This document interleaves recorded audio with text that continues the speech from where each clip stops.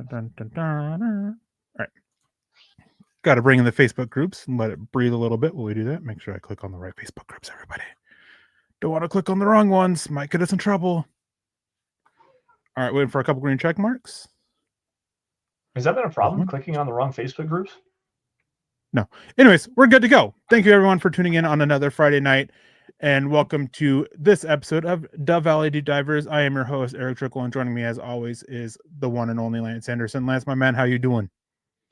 Doing good, man. I'm excited for next week because for the first time in what seems like a couple of years, we actually get to go on vacation. My wife and I are going to be traveling, so next week, not going to be a part of Dove Valley Deep Divers. Not sure what the schedule is looking like, but I'm glad to be here. I'm like, this is going to be such a fun show, dude. Like when Mike Clay releases his statistical projections, it's always one of my favorite episodes to go through, talking about, I don't want to say conspiracy theories, but just our own theories about how the team is going to look this upcoming season, comparing them to a guy who's widely respected as one of the better statistical analysts at ESPN. So it's always a great show to do this, man. How are you doing tonight? I'm doing good. I'm really tired, and I'm really starting to feel it right now. So if I seem a little off or different, that's part of the reason why. But yeah, I'm doing good. Excited to be here. Excited to have this conversation. It was mentioned to us, 2-3 weeks ago, but we've had other stuff that have kind of taken a little bit of a priority over it. And, stat projections, that's something that you can kind of sit on and before getting into it. But here we are. Mike Clay, as you said, he's one of the better statistical guys. He's been doing this for years, and he has his misses, but he's also been fairly accurate more often than not when he gives out his statistical projections for it. And I have a couple articles up on myhuddle.com that you guys can go check out for it. So tonight we're going to be digging more into Lance's side of things. Ooh. But before we get into that, Lance, couple things here. First of them is, I mentioned it to you before the show, but ESPN, speaking of, they released from Aaron Schatz, who's a big-time analytical dude, of his most underrated players at each position. And I told you one of them, Garrett Bowles, was the most underrated offensive tackle on his list in the NFL. There was another one. Care to take a guess at who the other one was? Most underrated? At their position. Can I throw Cortland Sutton into the mix here? You can, but you'd be wrong. So that would be one. Zach Allen is probably the Zach Allen was the most underrated interior defensive lineman in there. And one of the things that he talked about was, the production of Zach Allen and how great it was. And I did an article, it's up on my Huddle, talking about it a little bit. And the one thing that I think that you can push back with on Zach Allen, and don't get me wrong, he's a top 5 interior defensive lineman in the NFL, in my opinion. He is phenomenal. He has been such a great player since the Broncos signed him. The one thing you can push back on with him is the efficiency. He played 101 more snaps than the next highest defensive lineman last season, and still was, where he was in pressures and where he was in run stop rate and all that stuff like that, which ESPN, he had him tied for the second highest run stop rate. Meanwhile, Pro Football Focus, with their questionable grade system, has him consistently such a low graded run defender. Something's not adding up there. But anyways, is the efficiency just wasn't always that great because Zach Allen just played so much that he was able to get that production. So hopefully this year they can make him become more efficient and cut into that snap count a little bit. I know he talked on the Chris Long podcast. He talked about how he takes pride in playing that many snaps. But as the season went on, you can see him get worn out. You can see him kind of become even less effective as the season ended. Brown's game aside, because he was absolutely dominant in that game. But outside of that game, in the last 4 or 5 weeks, he kind of struggled a little bit, and teams kind of focused him, and they were able to have good success with it. So I think he's very underrated because outside of Broncos country, you don't hear him talked about enough as being not even a top 5 interior defensive line, but top 10. So he doesn't get enough, Lance. So obviously you can go pound your chest a little bit on Garrett Bowles. You've been defending him for years. And then just give you quick thoughts on Zach Allen as well. Well, Garrett Bowles has been one of the ire of all of the wrath of the Denver Broncos Broncos country in general, the fan base, with all the holding penalties early in his career. But ever since he got paid that big contract coming out of his fifth year, he's been one of the more consistent offensive linemen and pass protection across all of the NFL. I don't have the numbers off the top of my head. I believe he only allowed 1 sack last season and less than 20 pressures total. Like the dude is playing at an incredibly high level, and he has been very consistently doing so over the last 3 seasons. The holding penalties, yeah, they'll piss you off a little bit, and they'll kind of hamper what everybody thinks about him. And he always still is going to have that moniker. It's like violets are blue, roses can be orange, or whatever it is. Roses can be orange, violets are blue, holding offense number 72, like whatever that little poem that everyone wants to talk about. It doesn't really matter right now. The guy's playing at such an incredibly high level, and he's going to be the starting left tackle for this team for the next couple of seasons. Like, and he's a solidified top, I think, 10 tackle in this in the NFL. So to me, I love that. I love the fact that they're calling him underrated, because Broncos country just doesn't necessarily appreciate him the way that they should be. And as you said, I've been pounding my chest for him for a couple of seasons. Back to Zach Allen here. Underrated, absolutely. Underappreciated, even by Broncos country, absolutely. My question here is, when you talked about the slowdown with his production this last season, how much of that is because the Broncos don't have another true Batman as a pass rusher on the outside? Nick Bonito was fine. Jonathan Cooper is a fine rotational player. Jonah Ellis is okay as a rotational player as well. Zach Allen as a 4-eye, being your dominant interior pass rusher, that can take away from things as teams start to double team and start to focus more on him as the interior rusher. And you needed these outside edge defenders, or even Jonathan Franklin Myers, to take away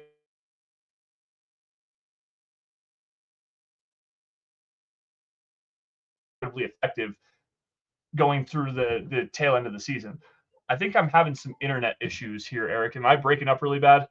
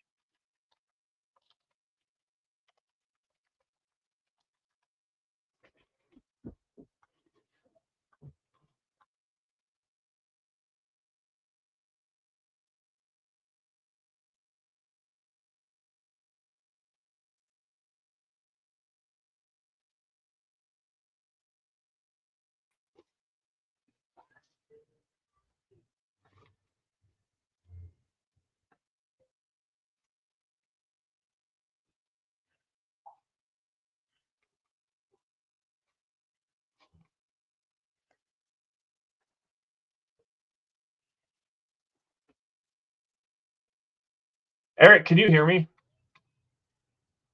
I think you're muted. Because no one can been hear muted that whole time. You've been muted pretty much the entire time. Oh, geez. Sorry, guys. Anyways, I was saying hello to everybody here in the chat. MBLE, Ernie Mays, David Yunkin, Michael Manculo. Thank you for your support every single week. Ernie Mays coming in saying 13-4 and beyond. Michael letting us know that Bo Nix got the first pitch for the Rockies-Yankees game, which is the only way the Rockies are going to get anybody in attendance anymore, because they're 8-42. It's the worst start in Major League Baseball history, going back to 1895. We're literally in the 1800s with how bad the Rockies are right now. Yeah, guys, I'm really tired, and normally I mute myself on what we use on StreamYard, and this time I muted myself on my audio box. And I just clicked unmute and that on on StreamYard and not on my audio box. So apologies for that, and definitely sleep is catching up to me. This show is off to a great start. McLaughlin saying, good evening, Eric and Lance. Now let's get Allen paid 100%. Now, Lance, going back to what you're talking about with the offensive lineman, one thing I got to say with Garrett Bowles, or Garrett Holds, as the nickname was, 4 of the top offensive linemen this year in terms of penalties: Ronnie Stanley, Deion Dawkins, Laramie Tunsil, and Garrett Bowles. They all got a lot of holding calls against them. Do you want to know something that they all have in common? Go ahead. those are probably the 4 best offensive tackles in the NFL when it comes to snatch technique. Yeah. Yeah, that's a good point. I went through the other day and, because after the draft, I take some time and I watch, some of the best players in the NFL at their positions to kind of refresh. And I was going through and I was watching Deion Dawkins. And there was at least 3, maybe 4 holding penalties that were just amazing snatch technique. Refs, you guys got to learn what is the difference between snatch technique and holding. They are not the same, and I'm getting so tired of them calling holding on snatch techniques, which have also been a few of Garrett Bowles'. And I'm sure if I go and I watch Laramie Tunsil and Ronnie Stanley and watch the plays that they got holding, I'm sure a few of theirs would be snatch technique. It's getting old. It's getting frustrating. That's very obviously they're different. Stop calling snatch techniques as holding, please.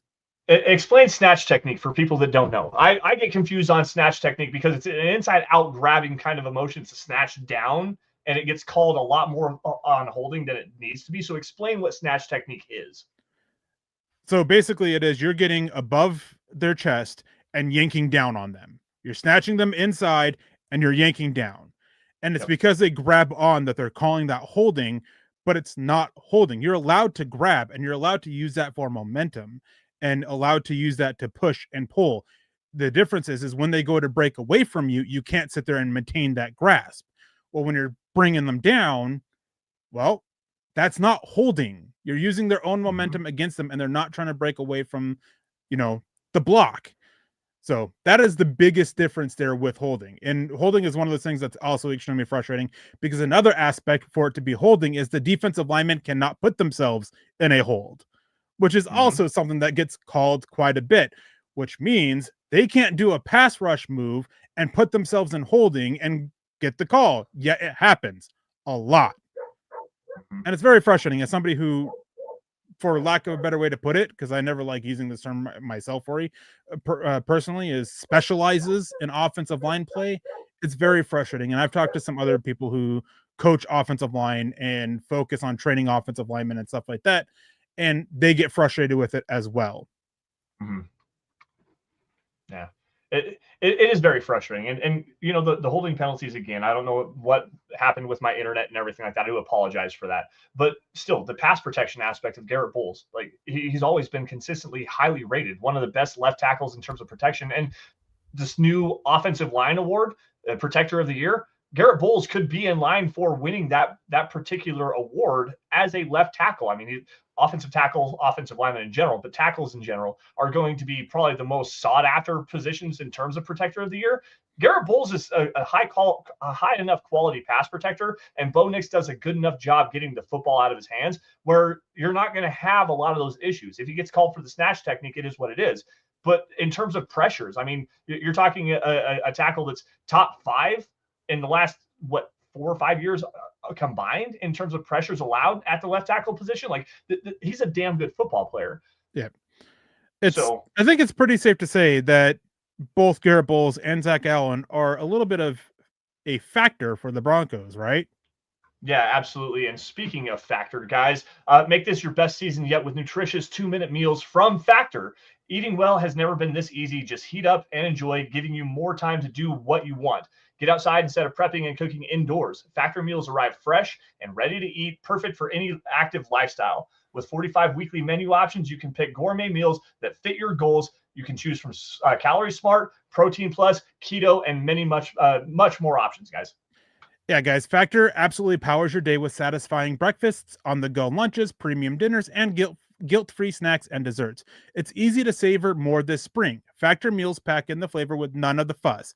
Get started at factormeals.com/milehigh50off and use code milehigh50off to get 50% off plus free shipping on your first box. That's code milehigh50off at factormeals.com/milehigh50off for 50% off plus free shipping.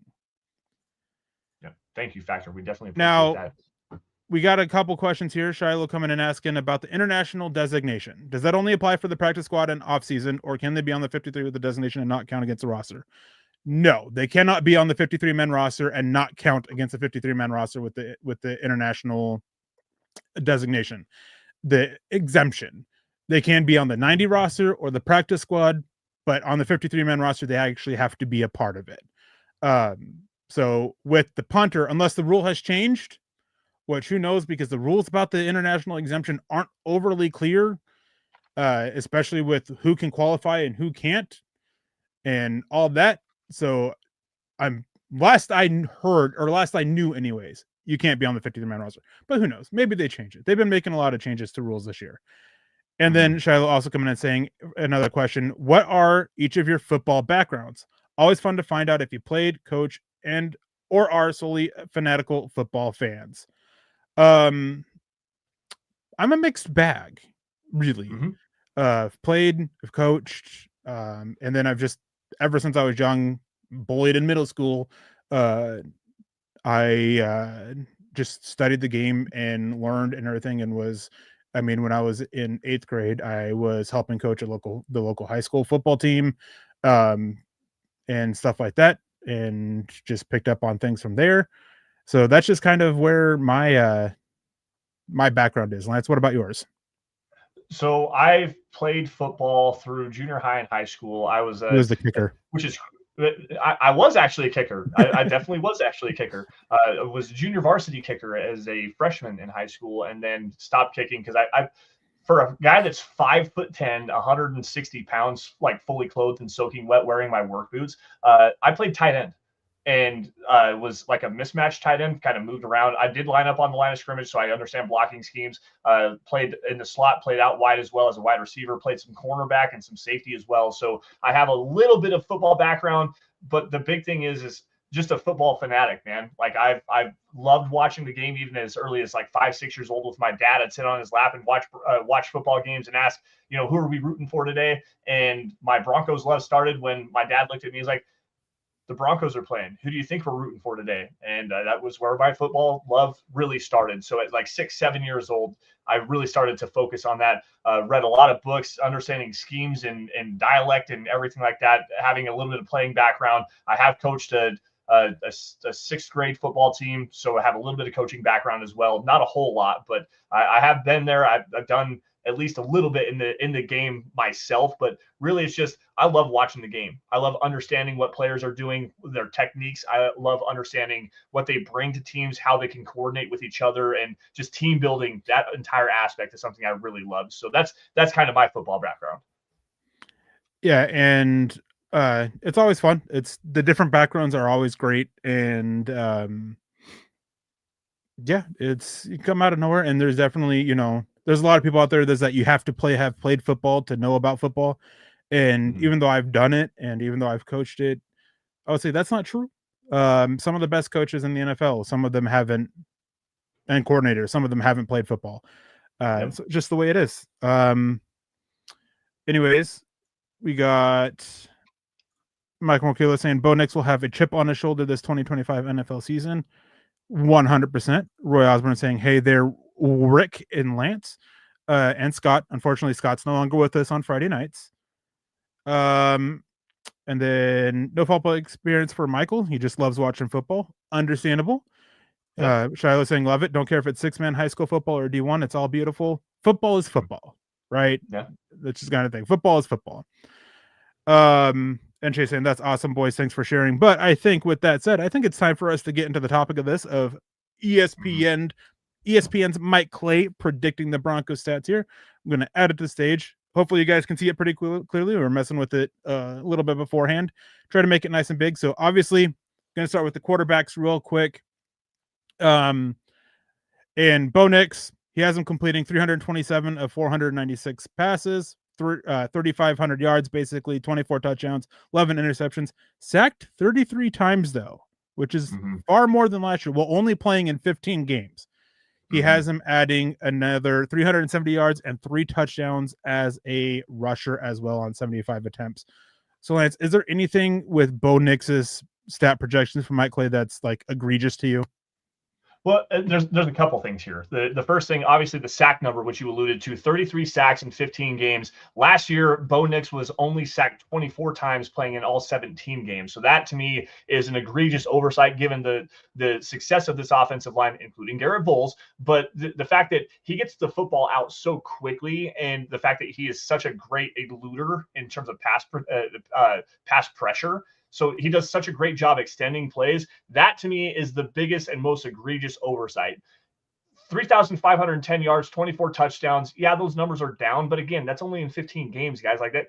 Let's understand this here. If you extrapolate the numbers out through the 2 games that Jarrett Stidham, that Mike Clay has him starting, you're talking 3,978 total yards, 27 touchdowns, 13 interceptions, 38 sacks in total. I think that sack number, again, is very high here. But if you're talking about a 4,000-yard passer with 27 touchdowns, that's a really good season from the quarterback position, and hopefully it's Bo Nix getting all of those numbers. The other thing that stood out to me is 75 total rushing attempts in 15 games. That means he's carrying the football 5 times.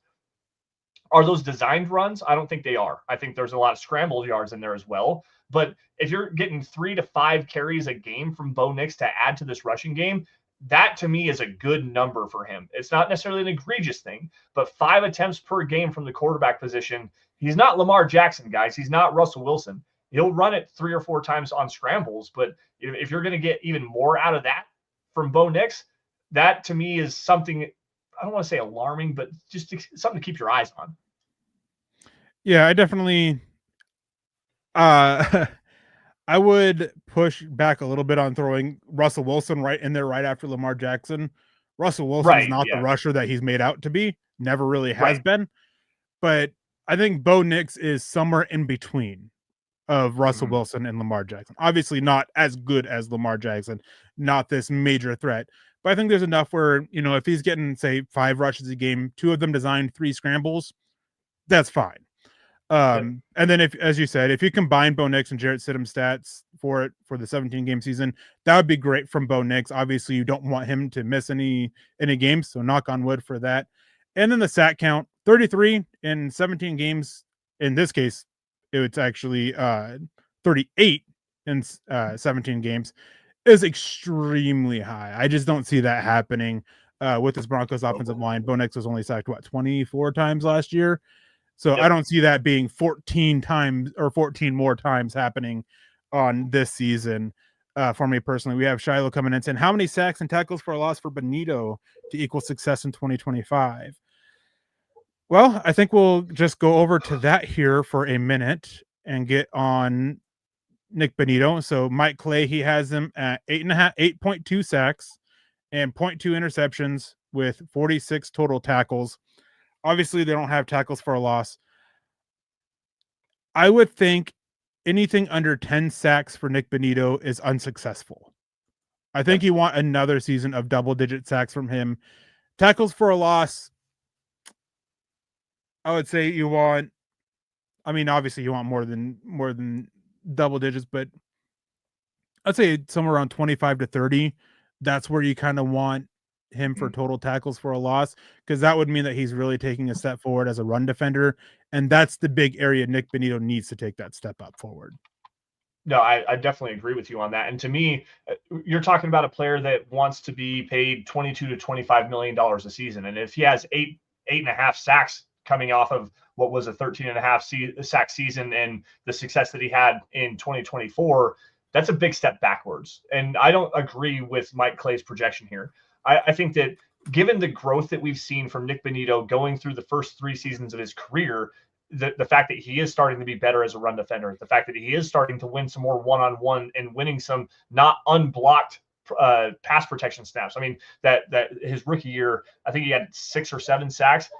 Like 5 of them came unblocked in his second season. Again, he had 7 or 8, 9 sacks, something like that. A lot of those came as unblocked pass protection snaps, where this last year he was actually starting to win those one-on-ones more consistently. So if you continue to project him growing as a player, growing as an edge rusher, as a pass rusher, to see him get below 10 sacks this year, not only would it be a disappointment, it'd be a failure, a straight up failure. Like you're talking about a player that This team needs to be the premier edge rusher right now. They don't have a player that is going to be that highly consistent player. He's not obviously TJ Watt or Myles Garrett. He's not like in that upper echelon, but I think as a middle tier player, as a Nick Bonito, like in that, 10 to 15 kind of area in terms of edge defenders, you got to get double digit sacks. I would like to see him get closer to 13, 14, 15 sacks this season rather than closer to 10. Yeah, I'm definitely there with you. And one thing too is in games where the win percentage was greater than 90, less than 10, Nick Bonito had 7.5 sacks in that time frame last year. So his garbage time sack rate was extremely high when teams are very obviously going to be passing the ball. You like to see that be a little bit more balanced, but hey, you still need a guy who can win in those situations, right? Like, I'm not necessarily using that to knock on him or to knock Nick Bonito, because you still need that guy to win in those situations, to create those pressures, because you don't want them to have that clear passing game even when they're down.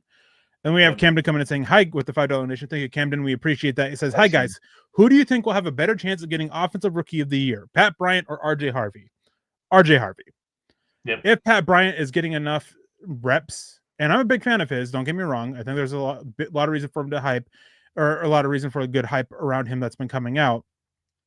If he's getting enough reps to be in that conversation, it is because Courtland Sutton got hurt and is missing an extensive amount of time, and probably Marvin Mims and or Devon Bailey and or Troy Franklin, if he makes his roster and grows as he should, and hopefully does, then Pat Bryant would get the time to possibly get there. But RJ Harvey, he's the starting running back. He's going to be the main guy, the 1A, so to speak.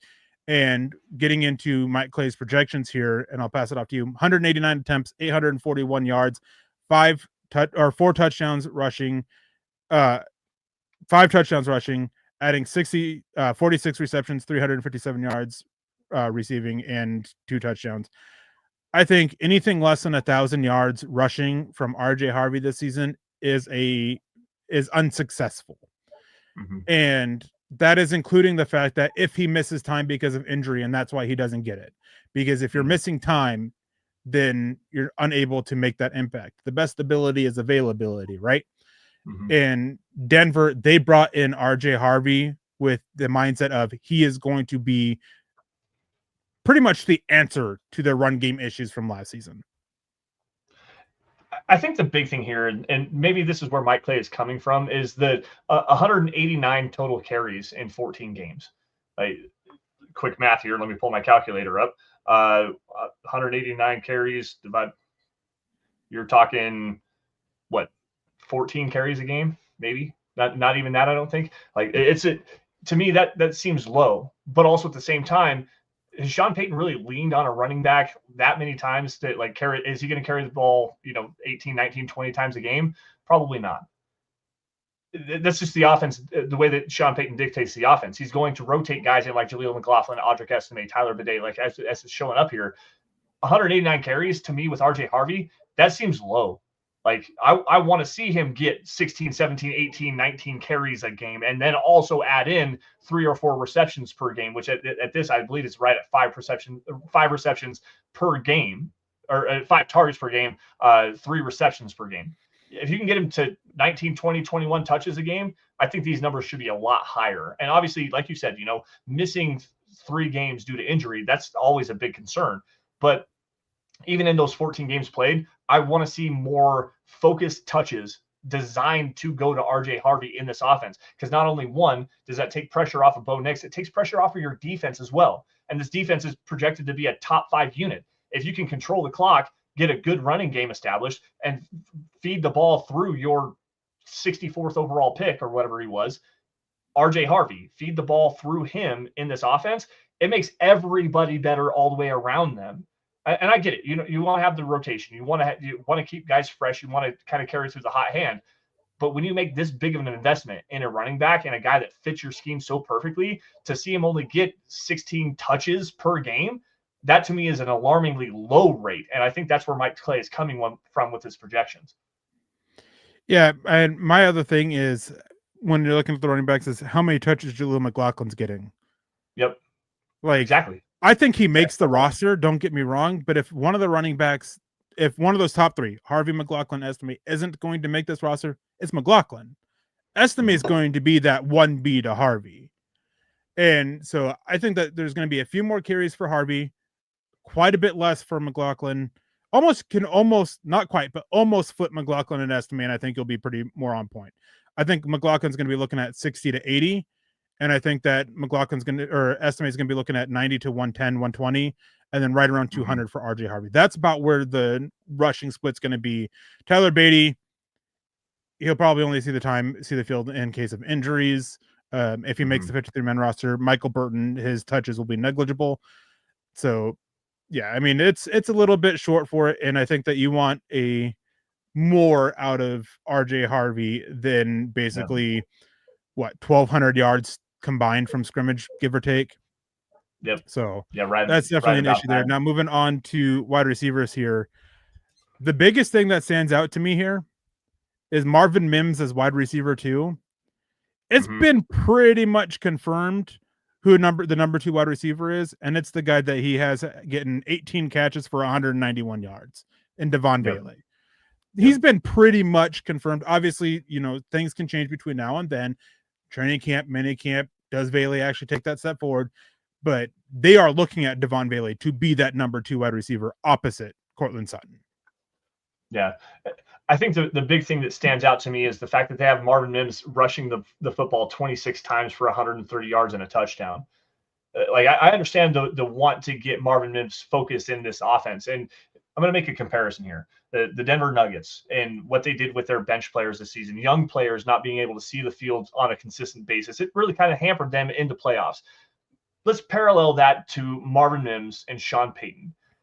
Marvin Mims, the first couple of years of his career, really didn't get to see a lot of time on offense. But as his third year in the NFL has progressed, or second year, excuse me, he got more time on the field and was more like a centric focus of the offense. He got more touches, more snaps, more reps consistently throughout the end of the season.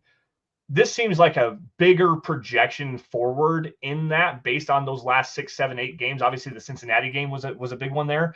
But to me, to get Marvin Mims as wide receiver 2 here, I don't think that that's necessarily going to be the case. I agree with you. Devon Bailey is very clearly going to be wide receiver 2.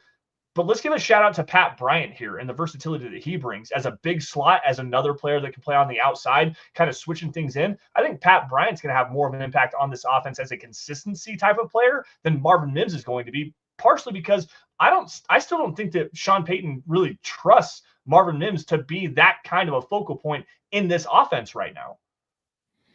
Yeah, I mean, there's a lot of questions about Marvin Mims. I think his rushing is actually pretty fair, unless he can sit there and show the development that he needs as a true wide receiver, because right now he's just a gadget player on offense, which means that you do got to line him up in different places to try to get favorable matchups. And with some questions about the receiving ability out of the backfield, even with RJ Harvey, that is one of the big questions with him. Sean Payton sees more there than was on tape. He did it good at the combine. He did well at the pro day. So there's still that potential there. But Jaleel McLaughlin, he's not a receiver out of the backfield. Estime is an emergency guy out of the backfield only. Tyler Beatty, his limited time hasn't been great working out of the backfield as a receiver. So there's still a place for Marvin Mims to get those snaps back there. And obviously you don't want to throw him back there just in obvious passing situations, because then he can become predictable. So 20, 25 carries, I could see that happening for Marvin Mims over the 17-week season. And I think overall, he'll probably come in 3rd in total yardage amongst the receivers in total yardage. So Courtland Sutton, I think, will be above him. And then either Devon Bailey steps up and becomes that number 2, or Pat Bryant becomes the number 2. And whichever one does, they're second in total yardage from scrimmage, yards from scrimmage, and then Marvin Mims. And then going to tight end, I don't think there's anything worth talking about here. Evan Ingram, playing 15 games, that might be a little bit high with his injury history. 72 catches, it's fine. 646 yards, it's fine. 3 touchdowns, it's all fine. Everything for Evan Ingram is pretty fine across the board there. Yeah, I'm right there with you. I want to go back to Courtland Sutton here really fast. Mike Clay only has him projected at 69 total receptions for 925 yards and 8 touchdowns. What did I say? Nothing. I thought I said okay. Anyways, that seems low to me for Courtland Sutton. I mean, just go back to last season. 81 total receptions, 1,081 yards, and 8 touchdowns. I mean, 69 total catches for Courtland Sutton as the focal point of this offense as the wide receiver one. That 69 receptions is it's nice, but it's not as nice as it should be. Like I feel like 80 to 85, 90 receptions is probably what it should be, given the focal point of this offense. You still don't know exactly what Devon Bailey is going to be. You don't know what Pat Bryant is going to be. We just talked about Marvin Mims. You're talking about the best receiver on this roster. Yeah, 115 total targets, 69 total receptions. That's a low number for me for Courtland Sutton, especially given the fact that he wants a bigger contract coming out of the season. Like, are they going to pay him as a wide receiver one? You give him 69 total receptions. That's not going to work, guys. It's really not. I want to see that number be driven even higher. Yeah, and then going back over to the defensive side of the ball, it's a bit interesting seeing from the linebackers, edges, and defensive line, seeing 41 total sacks projected. That is extremely low. Mm-hmm. I'm not sure. I'm not sure they replicate their success like they did last year, breaking 60. Mm-hmm. But I think they'll be at the very least high 40s. Yep. Because they've only done stuff to make that pass rush better. No longer do they have Jordan Jackson being that number 3 defensive end for them. That's now Xavion Jones. And don't get me started on Mike Clay having Xavion Jones as an edge. He's not an edge. He's a 3-4 defensive end. He should be right up there above Jordan Jackson, taking snaps away from Jordan Jackson. T. Robinson, right around 1 sack, rounding up 1 sack. That's fine. If he sees the field on defense, about 100 snaps is where I have him. A-gap blitzer and situational edge rusher. That's about it there. Maybe you can get 2 sacks out of him. Maybe. But Jonah Ellis, I think 3 is a little low. 8 for Nick Bonito. We already talked about that. That's really low. 6 for Jonathan Cooper is a little low. And then 7 and basically 8 for Zach Allen is really low. John Myers, despite coming off a career year, is actually pretty fair. That's right around his the good spot for him. I think DJ Jones is a little high, and Malcolm Roach might be basically take 1 from DJ Jones, give it to Malcolm Roach, and I think you're pretty on spot with that, personally. Well, I think the big oversight here is the fact not only does he have Jordan Jackson above Xavion Jones as that 4-eye technique, where is Dontrell Tillman? Tillman? Yeah, he's not on here. Exactly. Yeah. Like Dondre Tillman was actually a high quality rotational pass rusher for this team last year. I think he had 4.5 or 5 sacks. Best edge setter in this edge room last year. Yeah, you're absolutely correct. Sorry, I forgot his name. Dondre Tillman. Yes. Like the roster is not correct here. Xavion Jones kicking Jordan Jackson off. You carry that 1.4 sacks up there. Dondre Tillman coming in as your 4th edge rusher.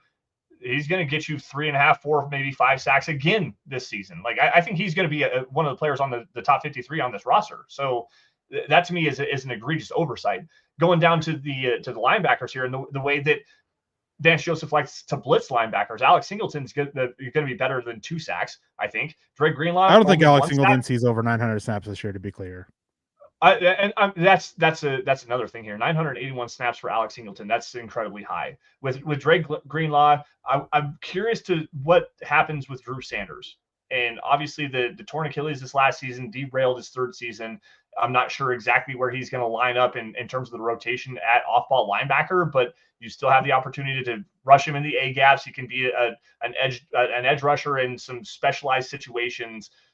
That is what it is. But the fact of the matter is here, with the ability of Alex Singleton as an A-gap blitzer, with Dre Greenlaw as an A-gap blitzer as well, only to get 4 sacks from the secondary or from the second level of your defensive front, that to me seems a little bit low as well. So 44 total sacks, that's an egregious oversight.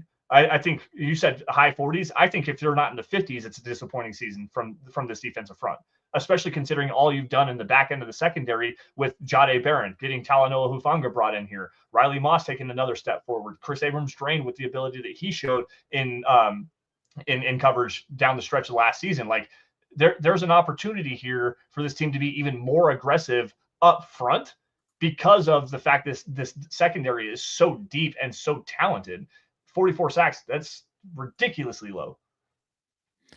Yeah, and then 44 total sacks for the whole defense. Yeah, 41 for the front seven.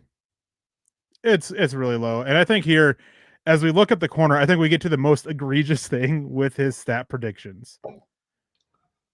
Jaquan McMillan being the third most corner here. Riley Moss is corner number 3.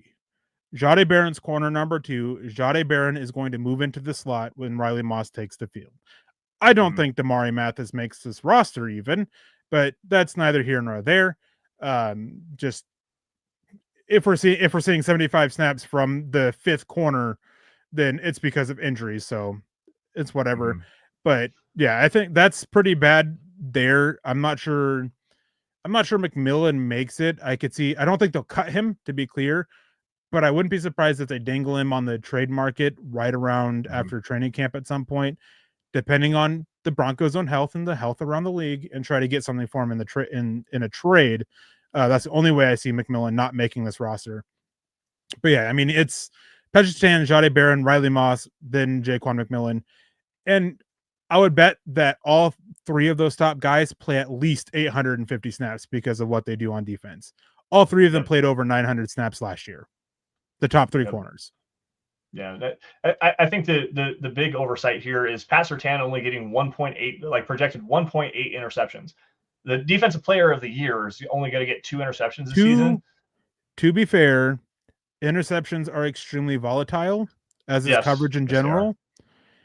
And with Mike Clay, going to defend him here for a little bit, he uses past performance and historic performance as well as, just positional averages for guys. Like he'll go back, use multiple years of data of top guys using their interception, using like how many interceptions they got one year, and then what do they follow that up with. And there's pretty consistently a drop in the interception count. You have that big year, then a drop off, then a big year, then a drop off. It's kind of a roller coaster with interceptions. So that's playing a factor here in his lower projections for the interceptions with Patrick Surtain. Right. And I think that the target numbers as compared to the reception numbers is definitely going to factor in here. Like you said, when you got a guy that gets 4, 5, 6 interceptions in a season, typically the target numbers going his direction are going to fall off. But again, Jahdae Barron coming in here as cornerback 2, sliding into the nickel as cornerback 3 when Riley Moss comes onto the field. Jaquan McMillan. Let's also not forget, you talked about Jaquan McMillan potentially being a trade piece. I mentioned his name already. Chris Abrams-Drain as an inside-outside versatile player. Like, he can play in the slot if you need him to. You can get very multiple with this defensive secondary. Like, this unit, to me, 5 interceptions, I guess, let's see here. Total 13 interceptions. That number's okay. I think Brandon Jones getting 2 is a number that is kind of stands out to me. Talanoa Hufanga is good for at least 2 a season with the way that he plays up front. But again, like this cornerback room, Patrick Surtain, he may not be like the most incredible ball hawk, but he has some of the best ball skills on this team, if not the best ball skills outside of Jahdae Barron. Like Jahdae Barron, as a rookie, getting 1.7 right behind Surtain, getting 2 interceptions, I think that's a big boost for this defense. I want to see that number even higher, especially from the secondary, with the amount of man coverage they're going to be playing, the amount of just versatility that they have with the way that they can disguise looks and everything like that, with the pressure that they can get up front, forcing quarterbacks into errors, getting 6 interceptions from your cornerbacks. That number's incredibly low. And I understand what you're saying, the drop in interceptions, them being completely volatile.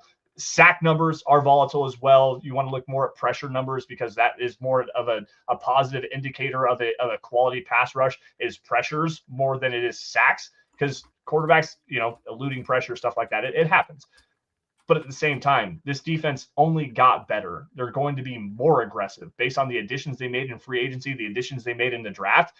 I think that the turnover numbers and the sack numbers from this defense are way below what should be expected from the Denver Broncos defense this season.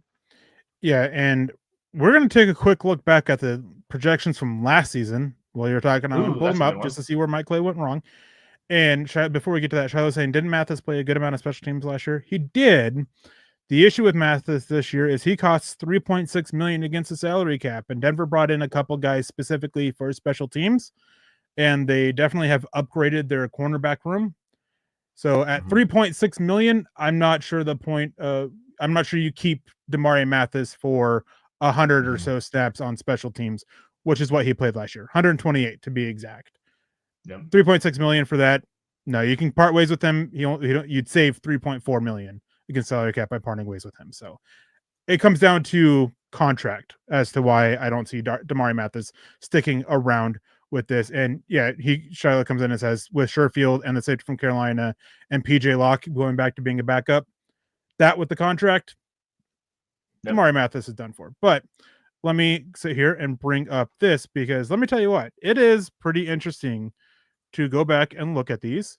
So obviously Bo Nix's stats, as we pull it up here on the stage for you guys to see. 3,100 yards, 70 touchdowns, 13 interceptions.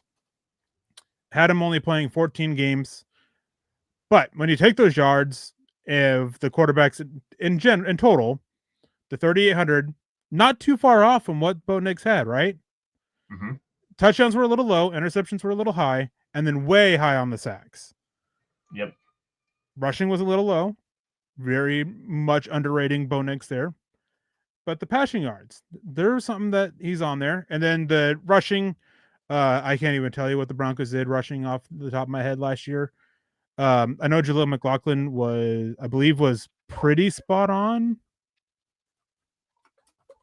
I think. I can't remember exactly. I'm pulling it up right now. But it's definitely interesting. I think the offense wasn't bad. The defense for Mike Clay last year was awful. Yeah, 496 rushing yards last year for Jaleel McLaughlin when he had him projected at 473. And McLaughlin ended up with 8 more rushing attempts than Mike Clay projected. So that's pretty decent there. With that. Lance. So I'm here. So I'm looking up the total stats for the Broncos in terms of rushing yards. 1,908 total rushing yards based on that's all total rushing yards. I can't move your screen here, but 1,469 total rushing yards from the running backs. Obviously, the Broncos cleared that. It doesn't take into consideration the wide receiver numbers here, but I mean, Mike Clay does a really good job. I think that's the overarching point you were trying to get here. He does a really good job of projecting what's potentially going to happen. And that's the thing, is it's a projection. Nobody knows exactly what's going to happen every single season. So to get these numbers and to see them side by side, to see what Mike Clay was actually able to do last season, I think it's a realistic take. I want to go back to 2025, though. And I'm going to go back to last week because I got labeled a Bo Nix hater and a Broncos hater and yada, yada, yada. It was a joke, Lance. I know, but everyone in the chat, I want to bring this up, though. This one point. Go back to the 2025 regular season projections for Mike Clay. 9.7 wins is what Mike Clay projects the Broncos to have in 2025. 9.7. That right there is some Broncos hate. I said the expectation should be 11. Did you look at 13. Where it ranks in the NFL, though? He has the Broncos with the seventh best record in the NFL. Okay. I missed that. Let me pull it up on my end here. Yeah, NFL rank 7. Okay, so I missed that. I was reading the strength of schedule ranking. So and he has them the fourth best in the AFC. I'm here for it. I'm here for it. And quite honestly, again, I'm going to stand by my record prediction from last week. 11 wins. I think 11 wins is absolutely achievable. It should be the baseline expectation. You're at least one game better than you were last year on defense alone. Then you get the growth of Bo Nix. Yeah, I think 11 wins should be the baseline of expectation for this team, given the fact that you're talking about in terms of total offense from Mike Clay's projection, 6,125 total yards this season and 41 total touchdowns. That's up from last year. I mean, Bo Nix and 234 yards per game, 66 completion percentage, 24 touchdowns. You extrapolated over everything else over the entire passing offense right at 4,000 yards. Yeah, that's a high quality NFL passing attack. Quite honestly, you're right there being one of the better offenses. If you're getting almost 2,000 yards total on the ground, 6,000 yards, 41 touchdowns, you should be in a lot of games, especially with the defense that only allowed 19 points per game last season. That got better. This team is going to be like 11 wins is a baseline. 12 wins is realistic for sure. And an AFC West crown could be on the line here. I'm here for this life. Like Mike Clay, I agree with a lot of what he's got going on here. A couple of things I think might be low, especially on the defensive side of the football. If this is what actually plays out, You've got a good football team on your hands, Broncos country. Yeah, and just a reminder, we're looking at what's on the screen is from last year, and Jason Bonnie missed the part where saying passing yards were off by 700. That's a pretty good amount. When I was talking about that, I was talking about if you combine the quarterbacks, the 3,800 yards wasn't too far off from what Denver had last year. Mike Clay had Bo Nix missing games. Bo Nix didn't. So you combine those, you weren't off by that much. Mike Clay wasn't off by that much for the total passing yards for the Broncos last season. Only about 100 yards. But getting to the defensive side of it, which is where things get really bad. And somebody pointed out Greg Dulcich on here. Yeah, didn't work out. Obviously, he was traded let go not long into the season after missing some time with injuries. But then we get to the defensive side of the ball. 6.7 sacks for Nick Bonito. Baron Browning being relevant for the Broncos this year. And then you have Zach Allen, 4.8. John Franklin Myers, barely doing a little bit better than DJ Jones as a pass rusher.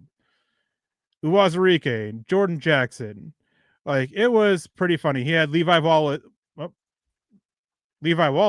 as my thing didn't work, getting the number 2 most snaps. Riley Moss barely seeing the field.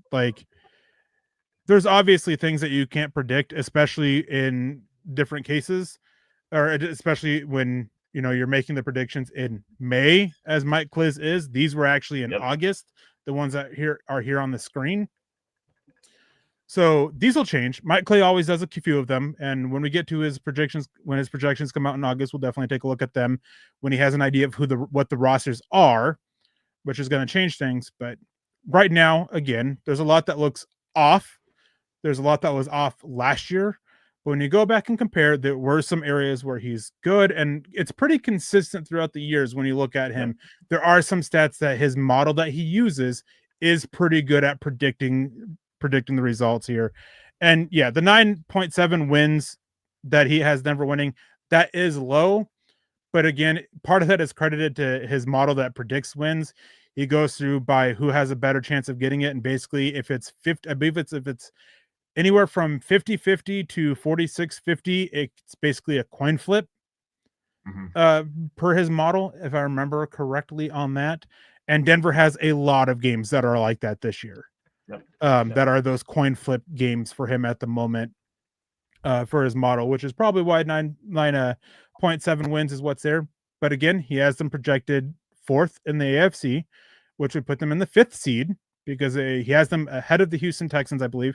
Or maybe Denver is 5th right behind the Houston Texans. And the Houston Texans are 9.8 and Denver's 9.7.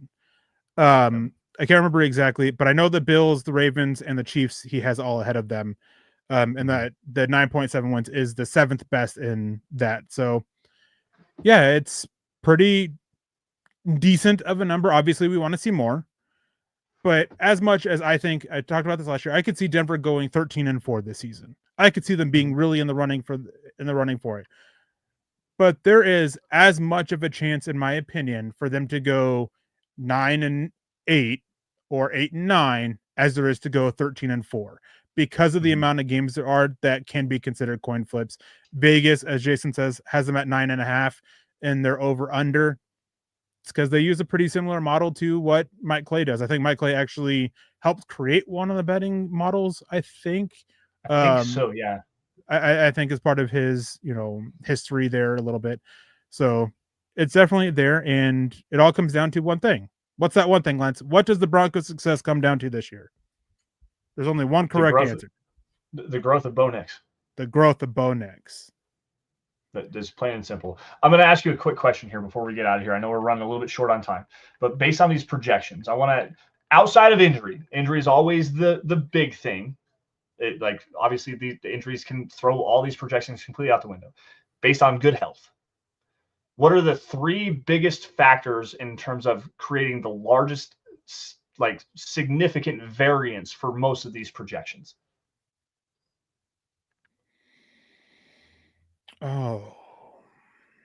It's a tough question to think about. The 3 biggest factors. I've got 3 of my own, and one we just talked about. The growth of Bo Nix is the first one. Yeah, the growth of Bo Nix, that's the biggest one. The schedule, the way the schedule is set up. Okay. And injury is number one, obviously, but you said outside of injury. And then I would say outside of that, the growth of the other young guys on the roster. There are so many of them that they're looking to playing key roles in this offense and on this defense, that you need them to grow as well. And if they don't, we can really start seeing the under on those stat projections. But if they hit, we can really start seeing the over. Yeah, I think you kind of tied into my number 3 here. Sean Payton. Sean Payton is the biggest variable here. One, it's the trust in the young guys, but also the play calling. And I think that trusting in the running game, trusting in the offensive line, and what Sean Payton does as a play caller are like gigantic factors here.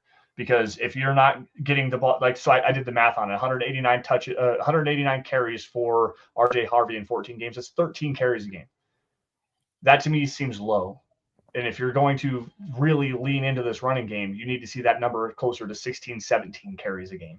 Like that to me, he had it on his play sheet. Run the ball. Everybody saw it on national television. Run the ball. He didn't consistently lean into that running game last season. That to me is a big factor here.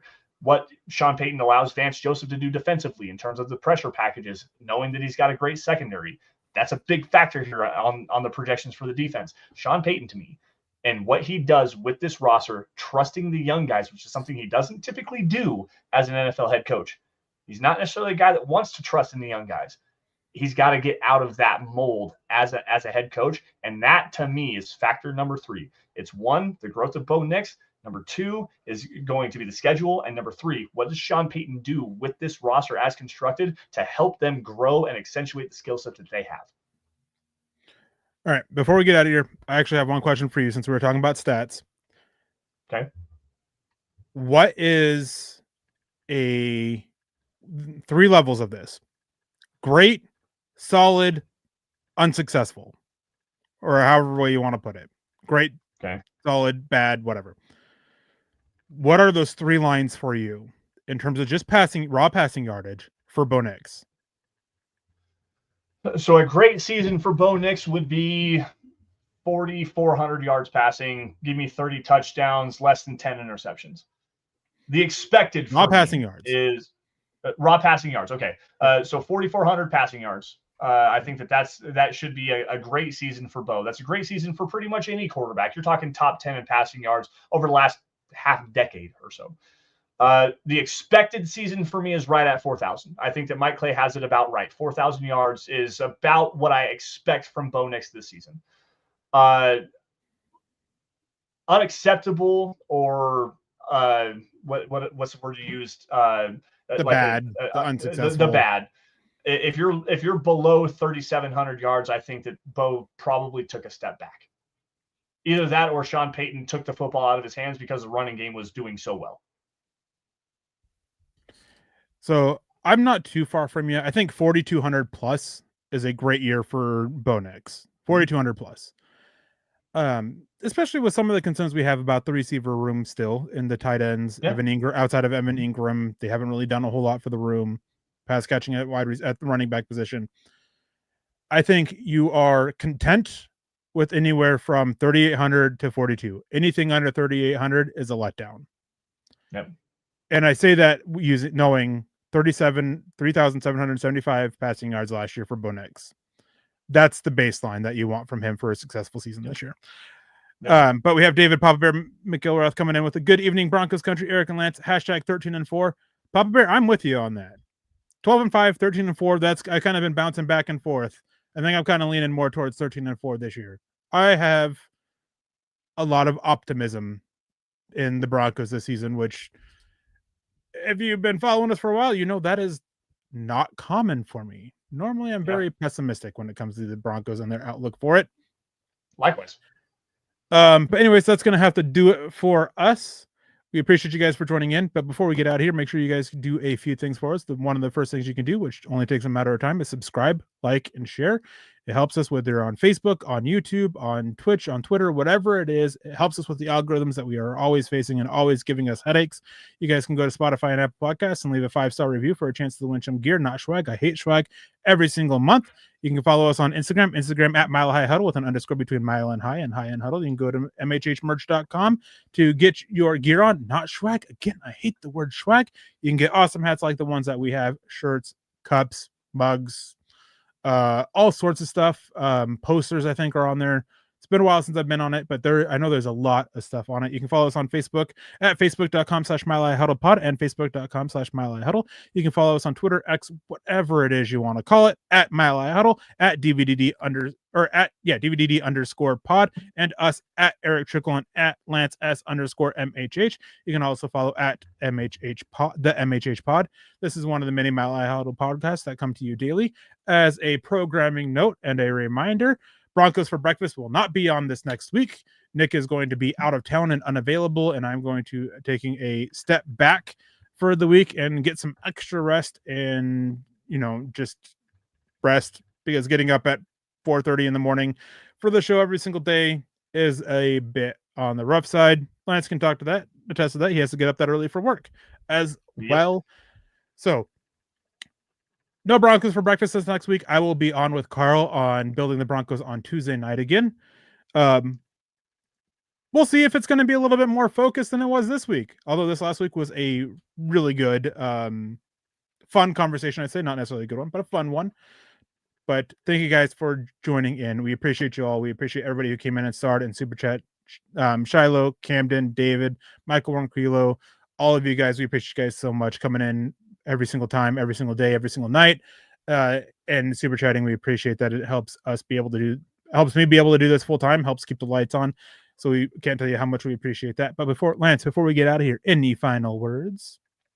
No, just another schedule update here, guys. Again, I'm going to be taking a vacation next week with the family. Going to go see some family up in Washington. So if you guys are in the Spokane area, you want to link up, my DMs on Twitter are open. Please be sure to hit me up. Love to have a beer with you and hang out for a little bit and just have some fun.